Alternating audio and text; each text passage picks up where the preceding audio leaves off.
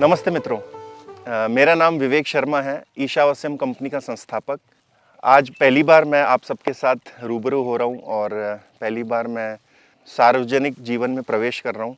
तो थोड़ा सा नर्वसनेस भी है, एक्साइटमेंट भी है, खुशी भी है। तो बहुत सारे मिक्स्ड इमोशंस हैं जो अंदर चल रहे हैं अंतर्मन में। तो आज जो भी मैं आपसे बात करूँगा, दिल खोल के करूँगा, दिल से बात करेंगे। पहली बार हम बात कर रहे हैं, मुझे लगता है ये बहुत अच्छा जाने वाला है। मन में जो भी है वही सारी बातें करनी है, पहली बार है, देखते हैं कैसा जाता है आगे। जैसा कि मैंने आपको बताया कि मैं ईशावास्यम कंपनी का फाउंडर हूँ। फाउंडर तो क्या, आजकल बोलते हैं फाउंडर, बट मैं भी एक कर्मचारी हूँ, साधारण कर्मचारी, कागज़ पे आप कह सकते हैं, जो भी होता है कागजी फॉर्मेलिटी उसके हिसाब से। बट हम सब, हमारी जो कंपनी है उसमें हम सब कार्यकर्ता हैं और हमारी जो कंपनी है उसमें सभी लोग कर्मचारी हैं, सभी लोग इक्वल हैं। हमारे यहाँ कोई भी सीईओ, सीएफओ इस तरह से, ठीक है, कहने के लिए सारे फॉर्मेलिटी के लिए पद होते हैं वो हैं, बट हम सब इक्वल हैं, हम सब समान हैं और सब समाज को अच्छा हम आहार दे पाएँ उसमें लगे रहते हैं। तो हम सबका उद्देश्य एक ही है, विचार एक ही हैं और मकसद एक ही है। शुरुआत करते हैं सन 2014 से। मैं नौकरी करता था, थोड़ा बहुत अभिनय में भी अपना हाथ आजमाया है। तो सब वो एक यात्रा है अपने आप में, पर हम 2014 से शुरू करते हैं। वर्ष 2014 में मुझे ऐसा विचार आया कि अच्छा आहार लोगों तक पहुँचे, इस दिशा में मैं क्या काम कर सकता हूँ। तो इसमें विचार किया और करना खुद ही का कुछ काम था। मतलब वही 9 to 5 जॉब जो होती है, या 9 to 9 आजकल तो हो गई है। तो ऐसा कुछ काम न करके खुद का कुछ काम करना था। 9 to 9 मतलब पूरी 24 आवर ही हो जाए वो, इस तरह से, क्योंकि ऐसा कुछ काम करना था कि जिसमें खुद को मज़ा आए। करना कुछ खुद का ही था, पैसे थे नहीं। नौकरी में तो कितना कमाते हैं, इतना व्यापार शुरू करने के लिए जो भी लगता है उतना भी नहीं था। तो एक विचार था, सोच थी, इरादा था, सोचा खुद का कुछ काम शुरू करते हैं और करना खुद ही का था। उस समय विचार ये आया कि क्या किया जाए। अब पीछे से ऐसे परिवार से हैं जहाँ देसी गाय को हम बहुत आस्था है हम सबकी, और इस तरह के हमारे संस्कार हैं कि देसी गाय को हम बहुत सम्मान देते हैं हमारे घर में, परिवार में, समाज में, सभी जगह। और बचपन से इस तरह से की अपब्रिंगिंग हुई, तो करना भी कुछ देसी गाय से जुड़ा हुआ ही था। तो यही विचार आया कि क्या किया जाए। तो हमारे देश में तो सबसे उन्नत कृषि है, सबसे अच्छी चीज़ है। तो सोचा कि भाई किसानों के साथ ही जुड़ जाते हैं, देसी गाय के साथ जुड़ जाते हैं। बिना जहर की जो हमारे जो खाद्यान्न होते हैं उसको हम इकट्ठा करें और लोगों तक पहुंचाएं। तो इस सोच के साथ हमने अपनी यात्रा शुरू करी। तो उसके लिए आप समझिए कि 2 साल तक मैं मतलब पूरे भारत भ्रमण किया। काफ़ी सारी जगह हमने घूमी, एक्सप्लोर करी, देखी कौन कैसे काम करता है। उसमें परिवार का भी बहुत समर्थन रहा, परिवार ने भी बहुत सपोर्ट किया, क्योंकि पैसे थे नहीं उस समय बिल्कुल भी। तो सब सपोर्ट सिस्टम सब जगह का, समाज का, परिवार का, सबका लगा, रिश्तेदारों का। तो वो एक यात्रा वहाँ से शुरू हुई, क्योंकि पहले जानना ज़रूरी था कि कोई काम में कूदने से पहले कि भाई कौन कैसे क्या कर रहा है, वो सब समझना बहुत ज़रूरी है। पूरे देश भर में हमने भ्रमण किया, देखा कौन कहाँ कैसे क्या काम कर रहा है, कौन से किसान भाई किस तरह से काम कर रहे हैं, कौन देसी गौपालन कर रहा है, देसी गाय का दूध बचपन से तो पीते थे, पर कैसे होता है, क्या होता है, वो सब समझना, उसमें उतरना, क्योंकि कभी किया नहीं, इस तरह की बैकग्राउंड से भी नहीं है और सब आता भी नहीं है कुछ भी। बस एक विचार लेकर निकले थे कि भाई आप देख सकते हैं यहाँ पर साइड में हमने पूरे भारत भ्रमण जो भी हमने किया उसका आपको ये मैप भी दिख रहा होगा।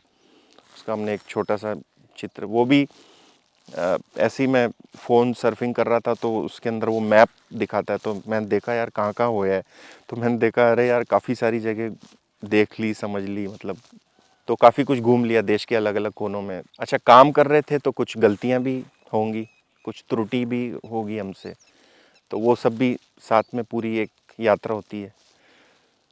देखिए, सबसे पहले तो मैं आपको ये बताना चाहता हूँ कि कोई भी अपनी बात कन्वे करने के लिए एक भाषा का चुनाव करना बहुत ज़रूरी है।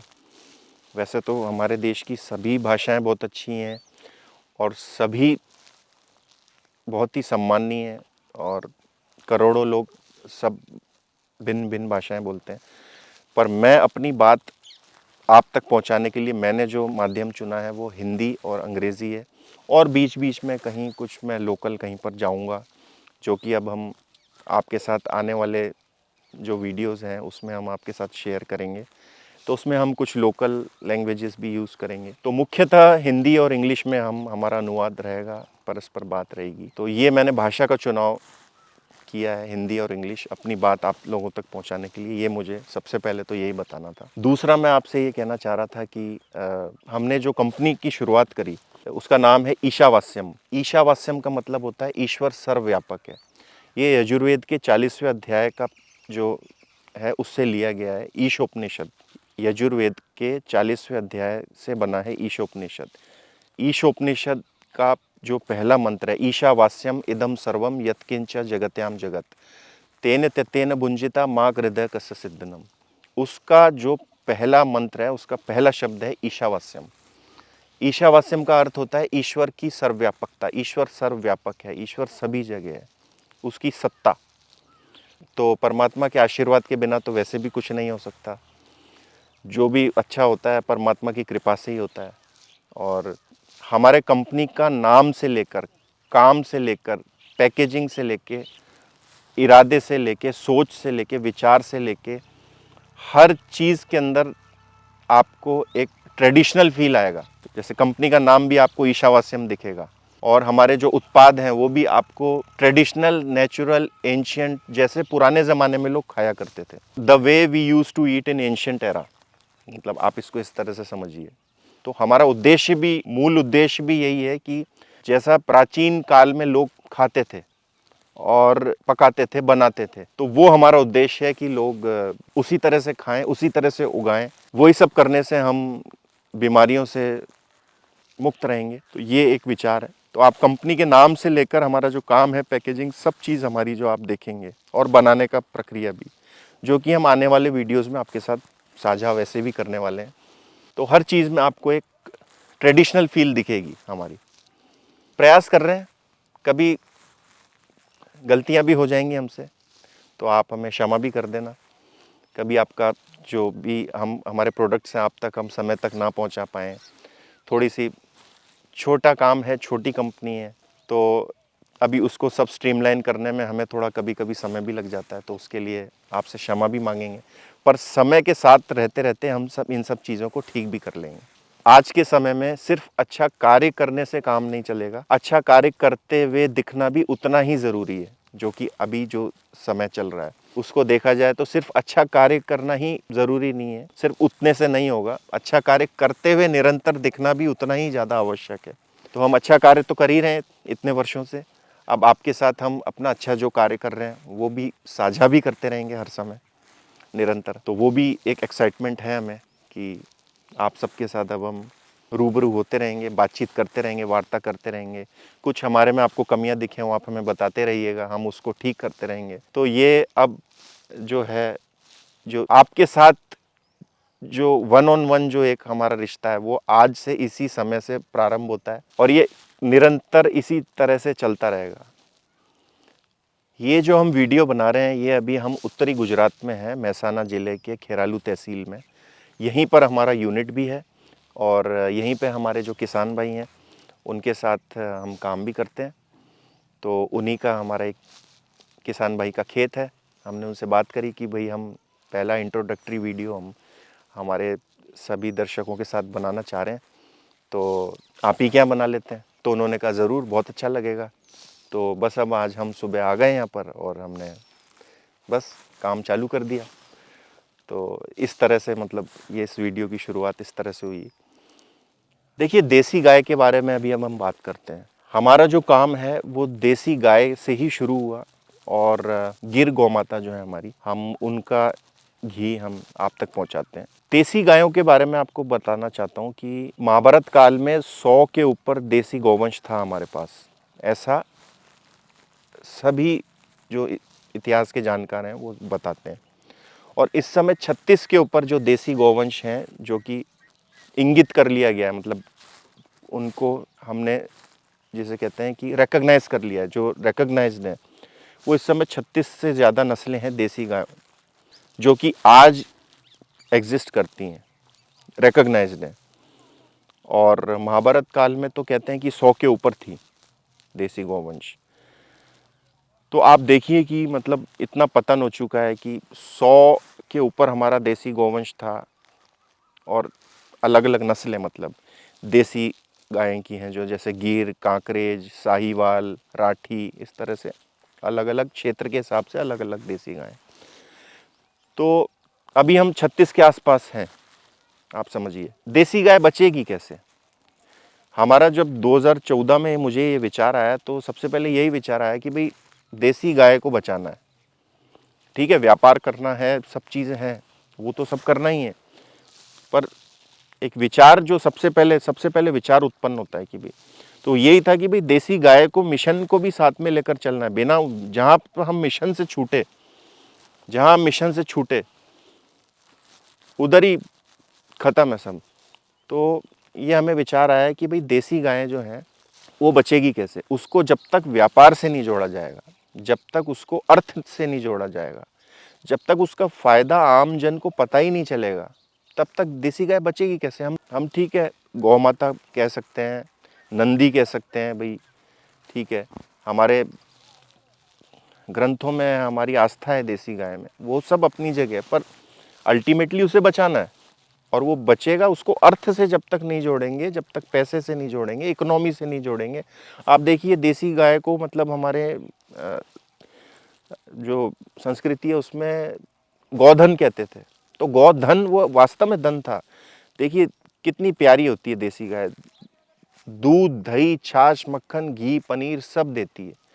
और ये सब चलो बूढ़ी हो गई, ये सब नहीं भी देती तो हमारे को गोबर गौमूत्र तो ताउम्र देती है जब तक जीवित है।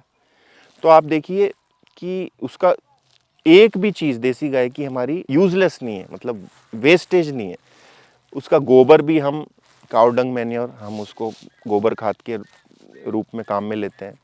गौमूत्र भी जो है उसको भी हम खेती में काम में लेते हैं बहुत सारी, और आयुर्वेद की बहुत सारी दवाइयों में काम आता है। हमारा कोई एलोपैथी से कोई झगड़ा नहीं है, हमारा तो यही है कि सब एक पद्धति है। होम्योपैथी भी एक पद्धति है, एलोपैथी भी एक पद्धति है, और आयुर्वेद भी एक पद्धति है। अब प्राचीन काल से चली आ रही है, ऋषि मुनियों ने, वैज्ञानिकों ने भी उस समय भी कुछ ना कुछ शोध करी होगी। ठीक है, हजारों साल में अब उसके शोध के जो पत्र हैं सब हमारे पास इस समय नहीं है, पर ठीक है, मोटा मोटी तौर पे तो सारे ग्रंथ लिखे ही हैं हमारे, चरक संहिता, सुश्रुत संहिता, इस तरह से आदि। आयुर्वेद भी का भी एक ग्रंथ है ही, मतलब काफ़ी सारे हैं। तो आयुर्वेद के भी काफ़ी सारे ग्रंथ हैं। तो हमारा कोई हमें किसी से कोई झगड़ा नहीं करना है कि एलोपैथी बेस्ट है, कि आयुर्वेद बेस्ट है, कि होम्योपैथ बेस्ट है। हमें आज के ज़माने में जो हम जीते हैं उसके हिसाब से भी सब जगह का अच्छा लेना है, और कुल मिला के समाज की बेहतरी के लिए जो भी हमारा इन सब से लेकर हम कर सकते हैं वो करेंगे। किसी से कोई बैर नहीं, किसी से कोई झगड़ा नहीं। एलोपैथी के भी अपने बहुत सारे फायदे हैं, आयुर्वेद के हैं, वो भी है तो एक मॉडर्न मेडिकल साइंस है, तो है तो साइंस ही। हर एक पद्धति का अपना अपना एक महत्व होता है। उसी तरह से आयुर्वेद का भी एक महत्व है। तो उसमें हमारी देसी गायों का जो गौमूत्र है वो काम आता है, और मेडिकल पर्पस के लिए काम आता है, बहुत सारी चीज़ों में काम आता है। अगर दूध नहीं दे रही, चलो दूध से ही दूध, दही, मक्खन, छाछ, घी, पनीर हो रहा है। दूध अगर चलिए नहीं भी दे रही है तो गोबर और गौमूत्र तो दे ही रही है, ताउम्र दे रही है जब तक जीवित है, और उसके फायदे हैं। मतलब एक भी चीज़ उससे मतलब खराब नहीं होती, वेस्टेज नहीं है। और दूसरी बात मैं आप लोगों से ये कहना चाहता हूँ कि हमारे जो उत्पाद होते हैं वो थोड़े से महंगे होते हैं। उसका कारण ये है कि हम वैल्यू एडिशन नहीं कर पाते। अब जैसे आप देखिए 30 से 35 लीटर दूध में 1 लीटर घी बनता है। तो अब या तो हम उसकी छाछ बेच दें, तो छाछ बेच दें अगर, तो घी का थोड़ा सा हमारा रेट है वो कम हो सकता है। हमारे जो देखिए उत्पाद होते हैं वो थोड़े से महंगे होते हैं, और रेट थोड़ी सी हायर साइड होती है। उसका कारण भी है, एक्चुअली क्या हम जब तक देसी गौ आधारित अर्थव्यवस्था नहीं बना पाएंगे तब तक हर चीज़ सस्ती करना बहुत मुश्किल है, संभव नहीं है। अब देखिए हमारा जैसे घी है देसी गाय का, उसका क्या रहता है कि 35 मतलब 30 से 35 लीटर दूध में 1 लीटर घी बनता है। अब वो या तो हम जो दूध से दही, दही से मक्खन, मक्खन से घी, तो या तो क्या है कि ये जो पूरी प्रक्रिया में हमारा जो छाछ होती है वो बिक जाए, उसका एक मार्केट नहीं है, तो या तो हम छाछ बेच दें तो हमारा घी का रेट हम नीचे कर सकते हैं, पर छाछ हम कहाँ बेचें? एक मार्केट पूरा डेवलप करना पड़ेगा। छाछ की शेल्फ लाइफ नहीं है, तुरंत खट्टी होती है, तुरंत 2-3 घंटा रखा रह जाए फटाक से खट्टा हो जाता है। तो ये चुनौतियां, ये चैलेंजेस हैं, अभी हम कर तो रहे हैं, बट जो चैलेंजेस हैं वो भी आपके साथ साझा करना बहुत ज़रूरी है। क्यों महंगा है, क्या कारण है? मेहनत लगती है, लेबर नहीं मिलती है, मतलब आप समझिए इतना हार्ड वर्क है ये, इतनी मेहनत लगती है इसमें, हाथ बिलौना करना, उसके बाद में सब कुछ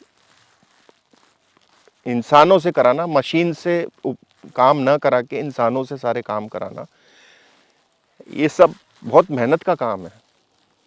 तो इस सब में काफ़ी कुछ खर्च हो जाता है। तो ये कारण है कि हमारे जो उत्पाद होते हैं वो सस्ते नहीं कर पा रहे हम चाहकर भी।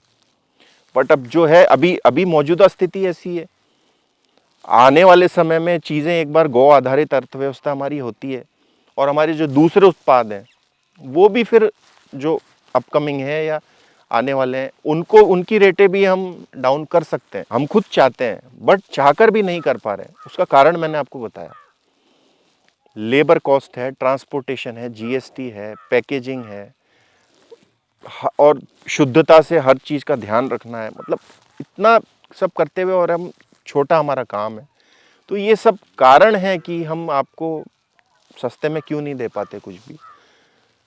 कहीं से हमारे पास कोई फंडिंग नहीं है, हमारा जो भी कुछ है या तो हमने बैंकों से कुछ लिया है या फिर घर वालों से कुछ लिया है, और इसी तरह से अपनी मेहनत करके हर चीज़ को हम करते हैं। बाहर से कहीं से हमारे पास अभी कोई फंडिंग है नहीं और हम अभी वो करना भी नहीं चाहते।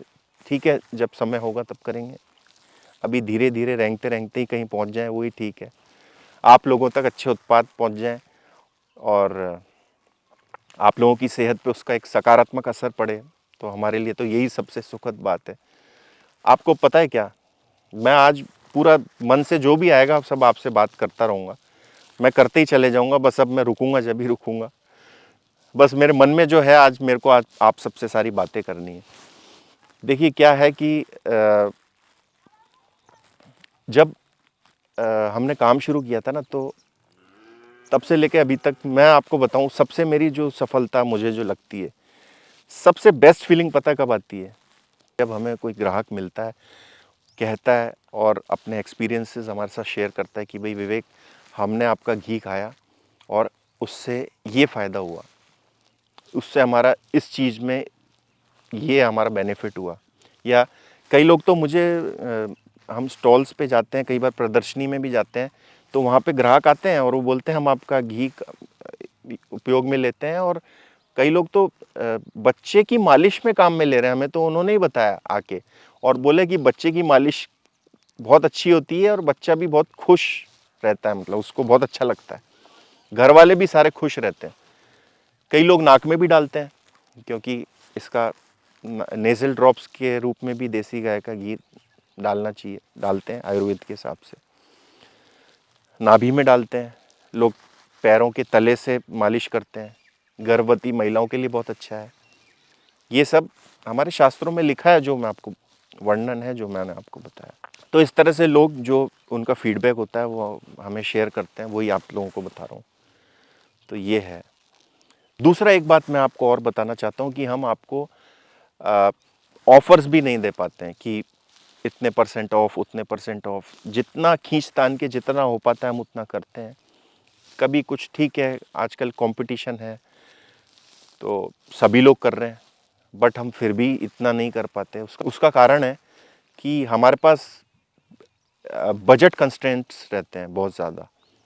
एकदम कट टू कट मामला चलता है, तो हम चाहकर भी आपको ऑफ नहीं दे पाते हैं। ये एक कारण है कि हम अपने जो प्रोडक्ट्स हैं उसको सस्ता नहीं कर पा रहे हैं, बजट कंस्ट्रेंट्स रहते हैं, और इतना हार्ड वर्क जो अभी आने वाले वीडियोस में भी आपको देखने को मिलेगा, कितना लेबर इंटेंसिव वर्क है, तो चाहकर भी हम आपको नहीं दे पा रहे। बट निकट भविष्य में हम पूरा प्रयास करेंगे कि आप तक सस्ती दरों पे भी अच्छे उत्पाद हम आप तक पहुंचा पाएँ।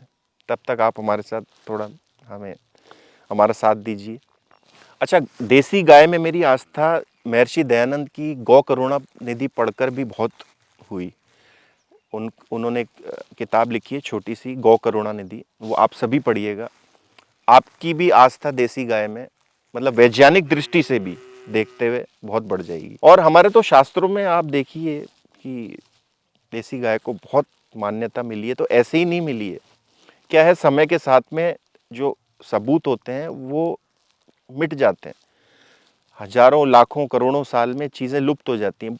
पर मोटा मोटी जो चीज़ समझ में आती है वो ये है कि देसी गाय की अपना महत्व वैज्ञानिक दृष्टि से भी बहुत है, धर्म की दृष्टि से भी बहुत है, और आर्थिक दृष्टि से भी बहुत है, और स्वास्थ्य की दृष्टि से तो है ही है। दूसरा एक चीज़ मैं और आप लोगों के साथ बात करना चाहता हूँ कि हमें जो प्रेरणा मिलती है वो परमात्मा से मिलती है। आप देखिए कि परमात्मा अनादि काल से सृष्टि को चला रहा है और अनंत काल तक चलाएगा, और एक क्षण भी वो विश्राम या आराम नहीं करता। निरंतर निराकार सर्वव्यापक सर्वशक्तिमान परमात्मा सदैव अनादि काल से ये सृष्टि चलाता आ रहा है और अनंत काल तक चलाता ही रहेगा। सबसे बड़ी प्रेरणा तो हमारी जो है पुरुषार्थ करने की, वो परमात्मा से ही आती है। अनादि काल से परमात्मा ही सृष्टि को चलाता आ रहा है, और एक क्षण के लिए भी उसने विश्राम नहीं किया। निराकार सर्वशक्तिमान सर्वव्यापक सब जगह होता हुआ न्यायकारी परमात्मा अनादि काल से ये सृष्टि चलाता आ रहा है और अनंत काल तक चलाएगा। एक क्षण का भी इस पूरी प्रक्रिया में वो विश्राम नहीं करता, कहीं विराम नहीं लेता, कॉमा भी नहीं लगाता कहीं पर, और कंटिन्यूसली निरंतर पुरुषार्थ करता है सबके भले के लिए। ईश्वर, जीव और प्रकृति काल से अनादि हैं और अनंत काल तक रहेंगे, तो हम भी जीव हैं, प्रकृति से हमारा शरीर बना है और परमात्मा हमारी को चलाता है। तो आप देखिए कि सबसे बड़ी जो प्रेरणा है हमें अच्छे कार्य करने की, वो परमात्मा से मिलती है, और पुरुषार्थ करने की भी परमात्मा से ही मिलती है। उसका कारण मैंने आपको अभी भी बताया। देखिए, अच्छा कार्य करते हैं तो परमात्मा आपको अच्छे लोगों से जुड़वा देते हैं। मैंने जब 2014 में ये प्रक्रिया की शुरुआत की थी, तब घर वालों के सपोर्ट के अलावा और कुछ भी नहीं था। आप समझिए, पैसे भी नहीं थे, पर आप अच्छे विचार रखते हैं और अच्छा सोचते हैं तो परमात्मा अपने आप एक व्यवस्था बिठा देता है, क्योंकि सभी उसी की संतान है, तो वही सबका ध्यान रखता है। तो हमारा भी परमात्मा ने ध्यान रखा है और हमेशा रखेंगे। तो वो हमें अच्छे लोगों से अपने आप ही जुड़वाता चला गया, और ये यात्रा हमारी यहाँ तक आज पहुँची है। आप देखिए कि जब हमने पहली बार घी बेचना शुरू किया 2017 के करीब, आप समझ लीजिए पहली बार, तो कुछ भी नहीं था। डरते डरते लोगों से 1 लीटर 2 लीटर का ऑर्डर लेते थे। आज परमात्मा की कृपा है, थोड़ा काम चल पड़ा है, तो बस कर रहे हैं। सार्वजनिक जीवन में प्रवेश करने से पहले आप उसके लिए तैयार भी होने चाहिए। मैं उसके लिए तैयार अभी तक नहीं था, इस वजह से मैं आप सभी के साथ अपनी बातचीत रख भी नहीं पा रहा था, या आपसे बात नहीं कर पा रहा था, क्योंकि एक बहुत जिम्मेदारी वाली बात है।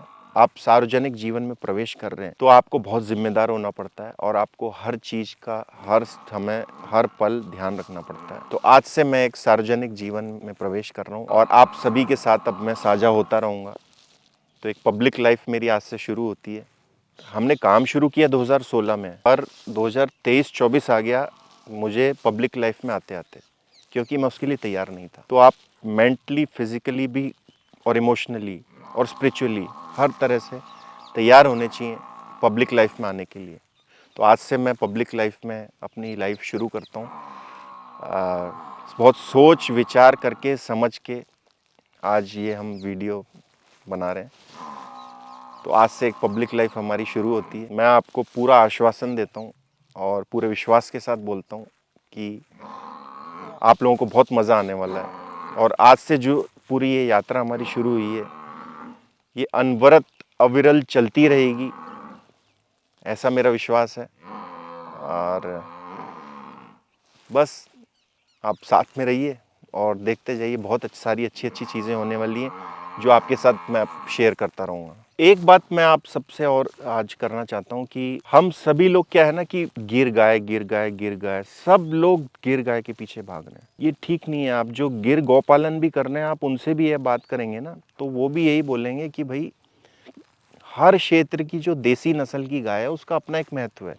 हमें उस देसी गाय की, उस देसी गौवंश को बचाना है जो जिस क्षेत्र में है। ऐसा नहीं करना है कि गिर क्षेत्र की गाय है तो उसको हम दक्षिण भारत में ले जा रहे हैं, उत्तर भारत में ले जा रहे हैं। थारपारकर भी बहुत अच्छी नस्ल है राजस्थान की, गिर भी बहुत अच्छी नस्ल है, कांकरेज जो है हमारी वो भी बहुत अच्छी नस्ल है, कंगायम है हमारे तमिलनाडु की वो अच्छी है, हल्लीकार कर्नाटक की वो बहुत अच्छी है। इस तरह से पुंगनूर है, ओंगोल है आंध्र की, वेचूर है केरल की। सभी देसी गायें अपने अपने महत्व रखती हैं। तो कोई भी एक देसी गाय की नस्ल को हम पकड़ के उसी को ही इतना ज्यादा खींच दें कि बाकी देसी जो गौवंश है उसकी तरफ कोई ध्यान ही नहीं दे, तो ये भी उचित नहीं है, ये भी न्याय उचित नहीं है। सभी देसी गायें बराबर हैं, सभी देसी गौवंश बराबर है, सभी देसी नस्लें बराबर हैं, समान है, सभी का दूध अमृत है और सभी नस्लों को बचाना है और सभी नस्लों के अपना अपना महत्व है। अब खिल्लारी है, आप देखिए महाराष्ट्र की हमारी खिल्लारी है, कितनी प्यारी है, वो नदी पार कर जाती है। हर देसी गौवंश की अपनी एक उपयोगिता है, तो किसी को भी हमें इग्नोर नहीं करना। ये एक बात मुझे आप सबके साथ करनी थी। और एक चीज़ और, हम ठीक है देसी गिर गाय का ही घी आप तक पहुंचाते हैं, पर अभी हमने हमारे लेबल सब जगह से गिर को हटाने की प्रक्रिया शुरू कर दी है, क्योंकि इससे क्या बाकी जो गौवंश है को उस भी बचाना है और उसकी तरफ कोई ध्यान नहीं दे रहा है। तो हमें अभी देसी गौवंश बोलना है, देसी गायों को बचाना है, सभी नस्लों को बचाना है। सिर्फ गिर गौमाता के पीछे पड़ के और उसी के ऊपर काम करके, उसी को सब जगह ले जाके, उसी को व्यापार से जोड़ के और उसी का लाभ करके, ठीक है वो भी आवश्यक है, पर बाकी नस्लों को भी हमें बचाना है। मैं तो आपसे क्या बोलता हूँ, आपको अगर आप हमसे तो घी बाद में लीजिए, घी और दूसरे अन्य उत्पाद जो अब हमारे हैं या आने वाले हैं वो आप बाद में लीजिए। पहले आपके जो गांव में है, जो आपको लगता है जेन्युइनली, सच में आपको लगता है जेन्युइनली देसी गौपालन कर रहा है और अच्छी प्रक्रिया से दूध वगैरह करता है, तो सबसे पहले तो, और प्राचीन प्रक्रिया जो थी है पद्धति घी बनाने की, दूध से दही, दही से मक्खन, मक्खन से घी, अगर वो प्रक्रिया आपको लगता है पूरी की पूरी वो काम में ले रहा है, तो सबसे पहले तो आप उससे लीजिए। आप सबसे पहले तो उसको बचाइए। ठीक है, हम तो कर ही रहे हैं, हम तो हमारा काम कर ही रहे हैं, पर हम ही आपसे ये कह रहे हैं कि सबसे पहले आप राजस्थान के अंदर आप देखिए, आप थारपारकर 45-50 डिग्री तापमान में इतनी सीधी गाय रेगिस्तान में चर के आ जाती है और कुछ मांगती भी नहीं है। इतनी प्यारी सीधी सफ़ेद रंग की गाय। इसी तरह से गिर और कांकरेज हमारी जो है गुजरात की शान है, खिल्लारी हमारे महाराष्ट्र की शान है, राठी वो भी राजस्थान में होती है, साहिवाल हमारी पंजाब की शान है। तो हर क्षेत्र की अपनी अपनी एक विशेषता है, तो हर क्षेत्र की नस्ल है अपनी अपनी, उसकी विशेषता, उसको कम नहीं आंकना है। सबसे पहले उसी गाय को बचाना है जिस क्षेत्र की वो है। तो मैं तो आप खुद ही आपसे कह रहा हूँ कि आप हमसे बाद में लीजिए। अपने जो आंध्र की है ओंगोल, इतनी प्यारी, आप देखिए घोड़े जैसी गाय, आप ओंगोल देसी गाय पे जो काम कर रहे हैं आप उनसे लीजिए। आपको लगता है भी जेन्युइन है और सब कुछ ठीक है, तो आप सबसे पहले उनसे, हमारे से बाद में लीजिए। तो मैं तो, अब ठीक है मैं अपने व्यापार का भी नुकसान कर रहा हूँ आप कह सकते हैं, पर ठीक है हम ऐसे ही हैं, हमें इतना व्यापार को लेके इतने हम चिंतित नहीं हैं। हमें सबसे पहले गौवंश बचाना है, बाकी चीज़ें अपने आप चलती रहेंगी। और समस्या कब आती है कि जब हम इसी जीवन को सब कुछ समझ लेते हैं। ये हम जीवात्मा है, अनादि काल से हम चलते आ रहे हैं और अनंत काल तक हमारा जीवन चलेगा। तो समस्या सारी उत्पन्न तब होती है जब इसी जीवन को सब कुछ मान लिया जो है यही है। ऐसा नहीं है, पहले से हमारा जो भी कर्माशय है उसके हिसाब से हमारे को ये जन्म मिला है, और अभी जो करेंगे ये कैरी फॉरवर्ड होके आगे जाके हमारे को जन्म मिलेगा कर्म अनुसार। तो यही जीवन सब कुछ नहीं है, यही व्यापार सब कुछ नहीं है। आध्यात्मिक चिंतन भी बहुत ज़रूरी आवश्यक है, वो नहीं रखेंगे तो समस्या हो जाएगी। अब मैं आपको थोड़ा बहुत हमारी कंपनी के बारे में बता देता हूँ। हमारी कंपनी का नाम ईशावास्यम है, जैसा कि मैंने पहले भी बताया। हमारा जो मैन्युफैक्चरिंग यूनिट है हमने जहाँ लगाया है वो गुजरात के उत्तर गुजरात क्षेत्र के महसाना ज़िले के खेरालू तहसील में हमने लगाया है। बड़ा प्यारा सा यूनिट है, आपको वो भी हम दिखाएंगे आने वाले वीडियोस में। ये जो क्षेत्र है वो पूरा देसी गौवंश से भरा हुआ क्षेत्र है। यहाँ पर मुख्यतः देसी गिर गौ माता और कांकरेज गौ माता मुख्य रूप से पाई जाती हैं। तो यही सोच के, यही विचार करके हमने हमारा यूनिट यहाँ पर सेटअप किया। इतने पैसे तो अभी भी नहीं है कि हम खरीद लें, तो किराए पे, भाड़े पे लेके हमने हमारा अभी सब सेटअप किया हुआ है। देखिए परमात्मा की कृपा हुई आगे तो कर लेंगे खुद का भी कुछ। अभी तो बस एक विचार को लेकर हम जो चले थे 2014 में, वही प्रस्फुटित हो रहा है अभी, आप कह सकते हैं। यहाँ पर यूनिट लगाया है और यहीं पर हमारे जो किसान भाई हैं और देसी गौपालन करते हैं हमारे जो किसान भाई, उन्हीं का दूध हम लेकर अपने यूनिट पर हम उसको प्राचीन पद्धति से, दूध से दही, दही से मक्खन, मक्खन से घी, इस प्रक्रिया में हम हमारा घी बनाते हैं और उसको पैक करके देश भर में और विदेशों में भी कुछ जगहों पर हम इसको एक्सपोर्ट भी करते हैं। काढ़ा भी हमने कोरोना काल में निकाला था, वो उस समय आप लोगों ने बहुत पसंद किया। और हमारे केरल के जंगल का शहद आता है।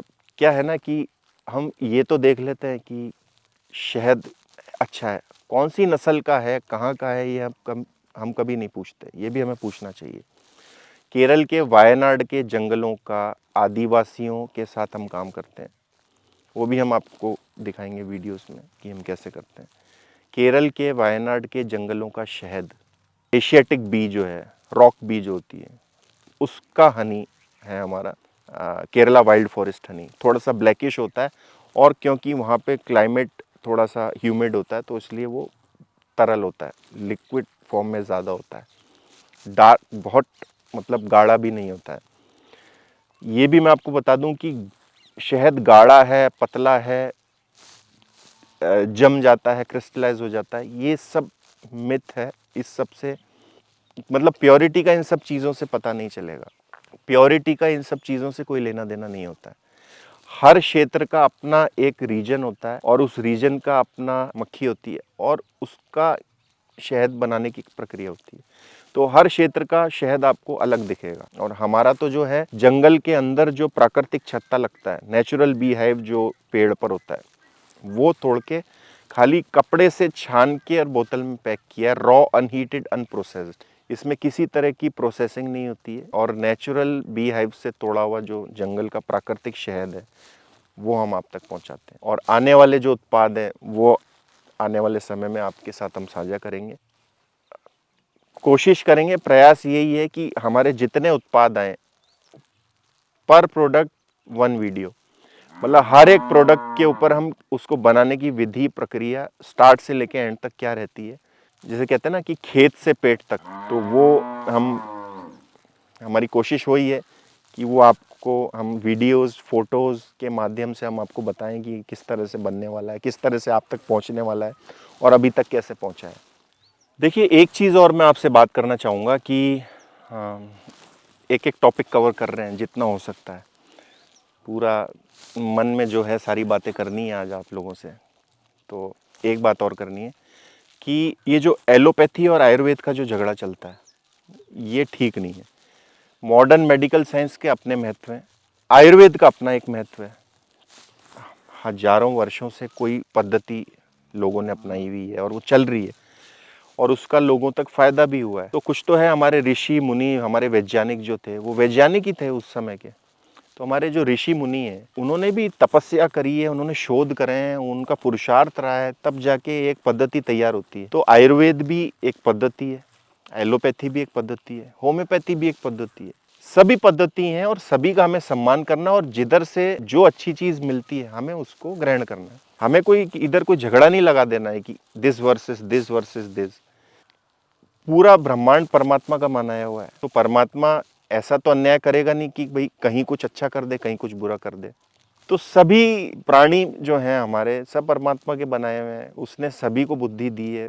तो कोई ने कोई पद्धति बना ली, कोई ने कोई पद्धति बना ली, कोई ने कोई पद्धति बना ली। तो जिधर से हमें जो अच्छा लेने लायक लगता है, लेने उपयोगी लगता है, वो हमें लेना है। तो आयुर्वेद से अभी हमारा जो भी है कोई किसी से झगड़ा नहीं है हमारा, ना एलोपैथी से, ना आयुर्वेद से, और ना ही कोई होम्योपैथी या और कोई यूनानी पद्धति। बहुत सारी पद्धतियाँ हैं, जिधर से जो अच्छा है उधर से वो ग्रहण करना है और हमें आगे बढ़ना है। तो ये एक बात है, तो हमें कोई झगड़ा नहीं लगाना है यहाँ पर किसी से। हम देसी गाय पे काम करते हैं, देसी गौवंश को बचाने की बात करते हैं, तो हम आयुर्वेद की बात करते हैं। और एलोपैथी का भी हमारे बहुत सारे अच्छे मित्र हैं, अच्छा काम करते हैं। तो कोई ऐसा हमारा किसी से कोई भेद नहीं है। हम सिर्फ व्यापार की दृष्टि से आयुर्वेद को हमें आगे बढ़ाना है, तो हम उसकी बात करते हैं। एक चीज़ और आप लोगों को मुझे बतानी थी कि हम अपने उत्पादों पर आपको कोई डिस्काउंट नहीं कर पाते हैं, और उसका एक कारण ये है कि एक तो जब तक हम गौ आधारित अर्थव्यवस्था नहीं करेंगे तब तक ये बात बैठेगी नहीं। दूध से दही, दही से मक्खन, मक्खन से घी, ये पूरी प्रक्रिया बहुत टाइम टेकिंग है। अब जैसे हमारा शहद भी है केरल का, वो बेचारे आदिवासी अपनी जान जोखिम में डाल के वायनाड के जंगल से लेकर आते हैं, कोई जानवर उन पर कोई आक्रमण कर दे, कुछ कर दे, ये सब चीज़ का एक कॉस्ट हो जाता है। और फिर GST, transportation margin, distributor margin, हम चाहकर भी कुछ कर नहीं पा रहे हैं उसमें। कुछ तो कमाएगा ही, कुछ तो कोई भी कमाएगा ही, और हमें भी कुछ तो कमाना ही पड़ेगा, हमें भी अपना जीवन यापन करना है। बट हम चाहकर भी आपको डिस्काउंट आगे फॉरवर्ड नहीं कर पा रहे जब तक गौ आधारित अर्थव्यवस्था या पूरे समाज में एक पूरी अवेयरनेस नहीं हो जाएगी। एक अकेले विवेक, एक अकेले ईशावास्यम से सब कुछ नहीं होगा। कम से कम 10 लाख विवेक, 10 लाख ईशावास्यम जैसी कंपनियां चाहिए जो प्राकृतिक उत्पाद को उगाने वाले हमारे जो किसान भाई हैं उनको सपोर्ट करें। देसी गौवंश पर जो लोग लगे हुए हैं, अपना जीवन लगा दिया है लोगों ने, देसी गाय को अर्थव्यवस्था से जोड़ें और उसको एक मार्केट दें। और उसके हर उत्पाद को, अब जैसे दूध, दही, छाछ, मक्खन, घी, पनीर, वैल्यू एडिशन, गोबर और गौमूत्र भी बिके, और उससे जुड़े हुए कुछ उत्पाद जैसे गोबर के कावडंग हो गए हमारे, जिसे कहते हैं उपले, गोबर के उपले हो गए, या गौमूत्र से बनी हुई दवाइयाँ हो गई। इस तरह की जो चीज़ें हैं, ये मतलब एक अकेले ईशावास्यम, एक अकेले विवेक से कुछ नहीं होने जा रहा है। हम 140 करोड़ की हमारी जनता है, आबादी है, कितनों को केटर कर लेंगे और कितनों तक हम पहुंच जाएंगे? कुछ चंद हजारों तक, या बहुत खींचतान के सालों तक हमने कुछ किया तो 1 लाख तक। उससे 140 करोड़ की जनता का तो भला होना नहीं है। तो कम से कम 10 लाख हम जैसे लोग चाहिए इस काम में उतरने के लिए, तब जाके क्लाइमेट चेंज और ये जो आजकल की जो समस्या हो रही है, ग्लोबल वार्मिंग, ये सब चीज़ें जो हो रही हैं, हमें निजात मिलेगी। तो ये भी एक बात थी जो आप लोगों के साथ मुझे साझा करनी थी। एक चीज़ और मैं आप लोगों के साथ बात करना चाहता हूँ कि ग्लोबल वार्मिंग, क्लाइमेट चेंज, ये सब अभी आप देखिए कि काफ़ी बढ़ता जा रहा है अभी ये जो समय है। और मांसाहार, आप देखिए मांसाहार से बहुत ज़्यादा कार्बन एमिशन होता है, क्योंकि मांसाहार को कैरी करने के लिए कोल्ड स्टोरेज लगता है। और मांसाहार के लिए पहले तो हम जानवर को खिलाओ, तो पहले जानवर के लिए उगाओ और उसको खिलाओ, तो इतना कुछ तो पहले एक जानवर, अगर कोई भाई नॉन वेजिटेरियन, मेरा कोई किसी से कोई मैं कंट्रोवर्सी नहीं करना चाहता, थोड़ा आप जैसे लॉजिकली सोचिए तो आप देखिए कि पहले तो नॉन वेज खाने के लिए जिस जानवर को आप खा रहे हैं पहले तो उसको खिलाओ, तो उसके लिए पहले फसल उगाओ। तो वो फसल इतनी सारी खा के और एक जानवर खाएगा, इतने में तो कितने प्राणियों का, कितने इंसानों का पेट भर सकता है मोटे तौर पे देखा जाए तो। ये भी कहीं ना कहीं कारण है। ये जो पर्यावरण में जो भी बदलाव आ रहे हैं उसके छोड़ दीजिए। मैं तो आपको यही बोलूँगा, शाकाहारी हो जाइए, अच्छा लगता है, क्रोध भी नहीं आता, शांत हो जाता है मन। ऐसी बात नहीं है, शाकाहारी लोगों को भी क्रोध आता है, बट ठीक है, ये तो ऑनगोइंग प्रोसेस है। देखिए कितनी प्यारी सीधी सी देसी गाय होती है हमारी, कुछ नहीं मांगती हमसे, 2 वक्त का उसको चारा दे दो, बेचारी खड़ी रहती है, घर की सदस्य की तरह रहती है, कोई उसकी ऐसी डिमांड नहीं होती, ना इतनी कोई ज़्यादा बीमार पड़ती है, और पड़ती भी है तो अपनी देसी चीज़ों से, दवाइयों से ठीक हो जाती है। इतनी प्यारी, दूध, दही, छाछ, मक्खन, घी, पनीर, मिठाइयाँ, मेवे की और स्वादिष्ट पकवान, मलाईदार दूध, गोबर गौमूत्र तो ताउम्र मरते दम तक देती है सीधी सादी गाय हमारी। गौमूत्र तो हमारा दवाइयों में काम आता है, आयुर्वेद की, और भी दूसरी बहुत सारी चीज़ों में काम आता है। गोबर गैस के प्लांट लग जाते हैं, तो कुछ नहीं भी देगी तो गोबर और गौमूत्र तो हमेशा ही देगी ना। इतना कुछ कोई प्राणी हमें देता है, कोई जानवर, पशु हमें देता है। अभी मैं आप लोगों को मेरे बारे में थोड़ा बहुत और कुछ बताता हूँ।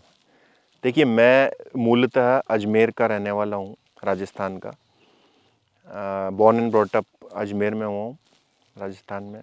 और उसके बाद जयपुर में मेरी शिक्षा हुई, इंजीनियरिंग मैंने करी आगे की, 12th के बाद की। उसके बाद में मैं मुंबई आ गया, और काफ़ी सालों से 2011 से मैं मुंबई में रहता हूँ। और अब हमारा जो यूनिट है, जो हमने काम शुरू किया, तो उसके बाद हमने गुजरात में लगाया है। और पीछे से अजमेर पैदा होने से पहले पीछे से जो हमारे पूर्वज हैं वो यूपी के। तो आप देखिए, मैं मतलब पूरी तरह से इंडियनाइज्ड भारतीय पक्के तौर पे हूँ, पूरी तरह से। पीछे से यूपी से आया हूँ, पैदा हुआ राजस्थान में, रहता हूँ महाराष्ट्र में, और यूनिट लगाया गुजरात में, और व्यापार करता हूँ देश भर में। सब जगह हम व्यापार करते हैं हमारा, और विदेशों में भी हम बेचते हैं। तो पूरी तरह से जिसे कहते हैं ना कि भारतीय और इंडियनाइज्ड हूँ मैं। हर जगह का मैंने आपको बता दिया है, कहाँ कहाँ हम लोग का मतलब पैदा होने से पहले से लेके और अभी तक का कंप्लीटली इंडियनाइज्ड वर्जन हूँ मतलब मैं। तो ये भी आप लोगों को मुझे बताना था। देखिए हमारे पास खुद की एक भी देसी गौ माता नहीं है, एक भी खेत नहीं है। बस हम एक विचार लेकर चले थे, क्योंकि पीछे से भी हमारे पास ऐसा कोई अनुभव नहीं है कि हम कृषि से किसी तरह से जुड़े रहे हों। तो हम कृषि से भी किसी तरह से जुड़े हुए नहीं थे। आप मेरी भाषा में ज़्यादातर हम ही पाएंगे, क्योंकि मैं कुछ होता नहीं है, ठीक है। बोलने के लिए हमें मैं बोलना पड़ता है, पर ये एक साझा प्रयास होता है। कोई भी कंपनी, कोई भी उत्पाद सफल तभी होता है जब उसके पीछे की नीयत साफ हो, और उसके पीछे के आपके जितने लोग आपके साथ जुड़े हुए हैं वो सब मेहनती हों, पुरुषार्थी हों, और उनके विचार शुद्ध हों। तो आप मेरे कन्वर्सेशंस में हम ही ज़्यादा पाएंगे, मैं की बजाय, क्योंकि मैं नहीं हम, और हम से हम आप तक पहुंचेंगे, और तभी सब कुछ सफल होगा। तो हमारा जो उद्देश्य है ईशावास्यम में वो यही है कि हमारे पास स्वयं का कुछ भी नहीं है, बस एक शुद्ध विचार है, और पुरुषार्थ है, और लगन है, और मेहनत है। तो हमारा प्रयास तो यही है कि to become voice of the Indian farmer. Ishavasyam should become the voice of the Indian farmer, और बस उसी में लगे हैं। तो और आपका प्यार स्नेह मिलेगा तो और तेज़ी से गति पकड़ लेगा, सब कुछ रफ्तार पकड़ लेगा। तो यही हमारा काम है कि अच्छे अच्छे उत्पाद जो हमारे किसान भाई उपजाते हैं प्राकृतिक खेती के द्वारा, और हमारे जो देसी गौपालन में हमारे जो गौपालक लगे हुए हैं, उनसे हम दूध इकट्ठा करके, अच्छे अच्छे अनाज इकट्ठा करके, अच्छे अच्छे फसलें इकट्ठी करके हम हमारे यूनिट पर लाएं, उसको अच्छी तरह से हम उसको साफ़ करें या उसको बनाएं, और बनाकर अच्छे से पैक करके आप तक हम पहुंचाएं। हमारा यही काम है, हम संदेशवाहक का हमारा काम है। व्यापार अपनी जगह चल रहा है, पर मुख्यतः हमारा जो काम है वो एक संदेशवाहक का है। किसानों और गौपालकों के साथ जुड़ के एक कड़ी बनानी है, बनाई हुई है, जो हम कर ही रहे हैं, और उन उत्पादों को हम पैक करके आप तक अच्छे शुद्धता, अच्छी गुणवत्ता के साथ वो सारे उत्पाद आप तक पहुँचे। तो हम तो बस, आप कह सकते हैं, संदेशवाहक हैं। अपना संदेश, किसानों और गौ पालकों का जो संदेश है वो हम उसको खाली पैक करके आप तक पहुंचा रहे हैं, और उसका स्वास्थ्य लाभ आप तक पहुंचे। मुख्यतः हमारा यही उद्देश्य है। मैं चाहता हूं कि हमारा जो देश है ना, उसको समझना है तो हमारे गांव को आपको जानना होगा। भारत देश गांव में बसता है, और मैं तो भारत, सिर्फ ये जो सीमाएं जो लगी हुई हैं उस भारत को ही नहीं मानता हूँ।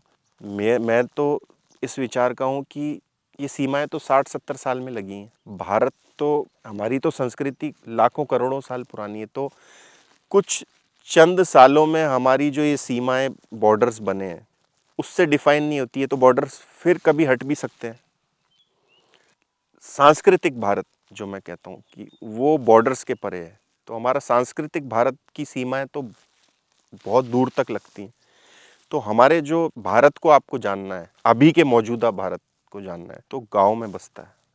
हमारे देश को जानने के लिए गांव को जानना बहुत ज़रूरी है। गांव हमारे देश की प्राणवायु है, आत्मा है। सच में आज भी जो भारत बसता है वो गांव में बसता है। आप जाइए गांव में, आप किसी के घर ऐसे ही चले जाइए, वो आपको बिना खिलाए, खाना खिलाए भेजेगा ही नहीं। इतना आत्मीयता है गांव में भारत के, मैं आपको बता नहीं सकता। मैं तो इतना भ्रमण किया है, इतने देश के उत्तर, दक्षिण, पूरब, पश्चिम, सेंट्रल इंडिया, सब जगह मैं तो गया हूँ। जैसे जैसे आप छोटी जगह पे जाते जाते आत्मीयता बढ़ती जाती है। बड़े शहरों में क्योंकि सब इतने भागदौड़ में लगे हुए हैं, सब अपने संघर्षों में रहते हैं, तो समय मिलता नहीं है। बड़े शहरों में रहने वाले लोगों की गलती नहीं है। तो इसी कारण से मैं आपको बोलना चाहता हूँ कि असली भारत को जो जानना है, आपको सांस्कृतिक भारत को जानना है, उसके लिए आपको भारत के गांव की जो है यात्रा करनी पड़ेगी। और तो आपको कभी घूमना है, भ्रमण करना है, विदेशी लोगों को भी अगर वो सुन रहे हैं, तो अपनी हर यात्रा में एक ना एक ट्रिप कोई इंटीरियर ऑफ इंडिया की ज़रूर रखिए, क्योंकि भारत की आत्मा वही है। बस जो शहरों में भी है वो गाँव से ही आए हैं, तो गाँव को जानिए। और हम भी भारत के गाँव में ही हैं अभी, और भारत के गाँव में ही हमारा यूनिट लगा हुआ है। जो तहसील है हमारी खेरालू में, वो गाँव में ही है। तो हम गाँव से ही जुड़े हुए हैं, और गाँव से ही अपने सारे उत्पाद आप तक पहुँचा रहे हैं। तो साथ में एक विनम्र अनुरोध भी था कि गाँव को जानिए, गाँव में रहिए, गाँव के लोगों के साथ समय बिताइए, बहुत अच्छा लगेगा। देखिए, हम भी काम कर रहे हैं, और पहले का हमारा कुछ ऐसा एक्सपीरियंस है नहीं, तो कुछ गलतियां भी हमसे हो सकती हैं। तो उसके लिए आप थोड़ा हमें कभी कभी क्षमा भी कर दिया करना। कभी आपका समय पे आप तक प्रोडक्ट्स नहीं पहुंच पाए, या मान लीजिए कि कुछ डिलेज हो गए किसी वजह से, कुछ दूसरे कारण होते हैं जिस वजह से कुछ कुछ चीज़ें हमारी डिले हो जाती हैं। और क्योंकि पहले कभी किसी ने किया नहीं, फर्स्ट जनरेशन है हम, तो कुछ गलतियां हमसे हो सकती है, पर बदनीयती और बद इरादे से नहीं होगी। देखिए, जितने भी बड़े काम होते हैं, जितने भी आप बड़े बड़े काम देखते हैं लोग करते हैं दुनिया में, सबके पीछे विश्वास। हम चुनाव में किसी को वोट डालते हैं, हमें विश्वास होता है कि नहीं, मुझे विश्वास है ये आदमी मेरा काम करेगा। हम किसी को मदद करते हैं तो ये विश्वास कि नहीं, ये आदमी ठीक है। कोई भी अपन काम करते हैं दुनिया में, बैंक हमें कर्ज देता है, विश्वास कि नहीं ठीक है, अब कागजी कार्रवाई अपनी जगह पर, फिर भी अल्टीमेटली कि विश्वास। सारे बड़े काम आप देखिएगा दुनिया में, किसी के पास कुछ नहीं होता तो भी कुछ समय में सब कुछ कर लेते हैं। विश्वास, लोगों का विश्वास होता है उस पर।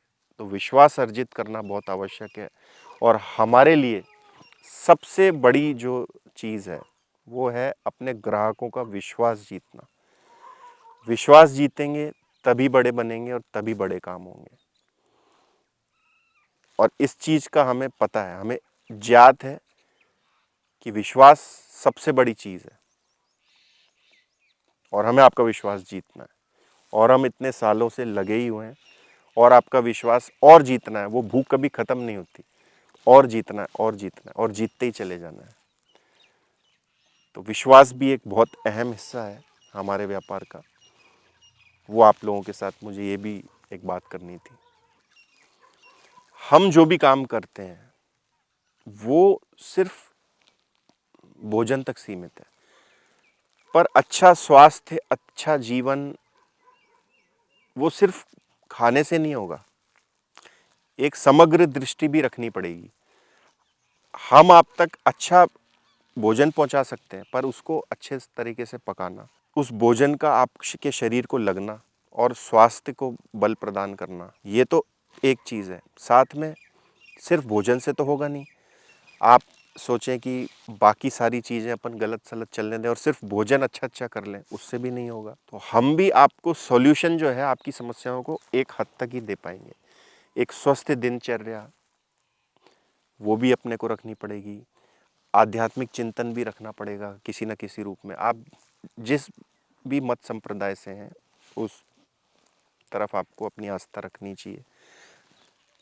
सिर्फ अच्छा भोजन करने से तो एक एस्पेक्ट है, और भी बहुत सारी चीज़ें आपको साथ में करनी पड़ेंगी। क्योंकि जीवात्मा को क्या लगता है, जीवात्मा को आध्यात्मिक चिंतन, जो उसका बॉडी का फीड तो हम फूड दे देंगे, बट सोल का फीड तो आध्यात्म है, स्पिरिचुअलिटी है। आप जिस भी मत संप्रदाय से हैं, आपके सोल को फीड तो चाहिए ना, वो भी हमें फुलफिल करना है ना। तो भोजन तो हम एक सॉल्यूशन आपका वन ऑफ द कर देंगे, दूसरी चीज़ों का ध्यान आपको भी रखना है। तो ओवरऑल समग्र दृष्टि रखनी पड़ेगी जीवन में, अगर आपको सब कुछ अच्छे से सब चले इसके लिए। तो स्पिरिचुअल फीड चाहिए, अच्छा भोजन चाहिए, स्वस्थ दिनचर्या चाहिए। कभी कभी हमसे भी नहीं हो पाता है, पर प्रयास तो कर सकते हैं। तो ये भी आपके साथ मुझे शेयर करना था। प्रयास में कोई कमी ना रखें, बाकी तो जो होगा वो हो गई। सिर्फ भोजन पे सब कुछ केंद्रित नहीं करना है। भोजन वन ऑफ द एस्पेक्ट है अच्छे स्वस्थ सुखमय जीवन का। आध्यात्मिक चिंतन भी है, अपनी जिम्मेदारियां हैं वो भी पूरी करनी है हमें।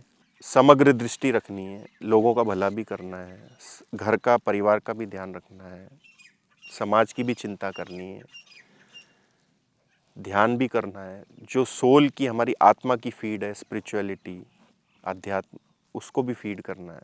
तो ये ओवरऑल एक समग्र दृष्टि रखते हुए व्यापक स्वरूप में हमें चीज़ों को देखना है। तो हम आपका एक चीज़ को सॉल्व कर सकते हैं फूड से रिलेटेड, बाकी चीज़ों में आपको स्वयं कुछ ना कुछ हाथ पांव मारने पड़ेंगे कहीं ना कहीं। उसमें भी हम कहीं ना कहीं आपकी सहायता करेंगे, क्योंकि हम सिर्फ फूड से रिलेटेड ही बात नहीं करेंगे, और भी अपन दूसरी चीज़ों को लेकर भी बातें करते रहेंगे। तो बस शुरुआत है, चल पड़ा है कारवां और चलता ही रहेगा। एक बात और कह के मैं अपनी वाणी को विराम देना चाहूँगा। ये जो देश की हमारी माटी है ना, इसका कर्ज हम कभी भी उतार नहीं सकते, पर हाँ इतना ज़रूर कर सकते हैं कि इस माटी से उपजा हुआ जो अन्न हमारे किसान भाई उगाते हैं दिन और रात पुरुषार्थ करके, वो हम प्राकृतिक खेती जो हमारे किसान भाई करते हैं वो हम आप तक पहुंचाएं और उसका स्वास्थ्य लाभ आप तक पहुंचे। इतना ज़रूर हम कर सकते हैं और बस उसी में लगे हुए हैं। क्योंकि माटी का कर्ज कभी उतर नहीं सकता।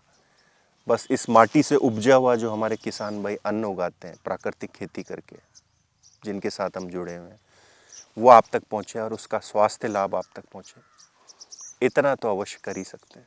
और वो तो हम करेंगे ही, और वो हम कर ही रहे। आगे जो हमारी यात्रा है उसमें आप साक्षी रहेंगे, और हम समय समय पर आपके साथ हमारी जो जर्नी है उसको शेयर करते ही रहेंगे। तो फ्रेंड्स, आप लोगों ने आज सुना होगा, मेरे मन की बहुत सारी बातें थी, नर्वसनेस भी थी, पहली बार कर रहे थे, करना भी था, कभी ना कभी तो करना ही था, और मेंटली प्रिपेयर होना था उसके लिए, सार्वजनिक जीवन में प्रवेश करना ही था, तो आज से बस कर दिया।